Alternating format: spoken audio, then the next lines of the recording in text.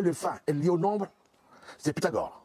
Pythagore, le nom l'indique, qui dit Pythie, l'enfant de l'oracle, qui a fait le voyage en Égypte. Mais quand nous parlons de voyage en Égypte, c'est vrai qu'il est parti comme tout homme, toutes les élèves, les enfants hélènes, en Égypte. Mais très tôt, il s'est rendu compte que les temples de l'Égypte, ce n'est pas des temples construits. Ce n'est pas des pions sur rue. C'est les temples qui sont dans l'astral. Il faut rentrer dans un temple pour être initié par le voyage de l'âme. C'est pour ça que beaucoup d'enfants hélènes n'ont pas eu accès à l'Égypte, au temple de l'Égypte sacré. Donc aujourd'hui, beaucoup d'Africains qui mélangent tout.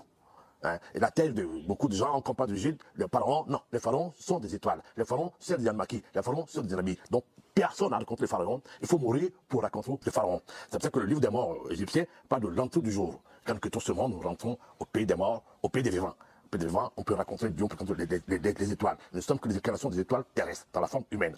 Voilà. Donc Pythagore, déjà, à la sortie du temple d'Égypte, il a dit, il ne peut pas enseigner cette sagesse antique, encore uniquement enseignée dans les temples, où quelques élus versaient au peuple hélène. Là, voilà l'enseignement du Fa, pas les nombres. Quand nous parlons des nombres aussi, nous ne parlons pas des chiffres. C'est là où beaucoup d'Africains ont péché. L'Africain répète tout ce que le blanc écrit. Le blanc sait. Le blanc sait que l'ascendant des nombres sacrés n'est plus en revoir avec les chiffres. Les chiffres, c'est les arabes qui les chiffres de 0 à 9. Ce n'est pas les nombres ça. Les nombres sont sacrés. Les nombres, c'est le nombre d'idées. C'est la ceinture des divinités, la ceinture des étoiles. Et les nombres, on ne peut pas les nommer qu'à partir des figures indicielles. Sur la forme binaire. Donc, le langage binaire, qui est le langage d'alchimie, le dieu alchimiste, qui est le dieu Thoth, et le langage du Fa. Et ce langage du Fa est le vrai langage binaire, qui sont les nombres, sous la forme de tétagramme. Et pour comprendre mieux cet enseignement des nombres, il faut remonter à 3000 ans.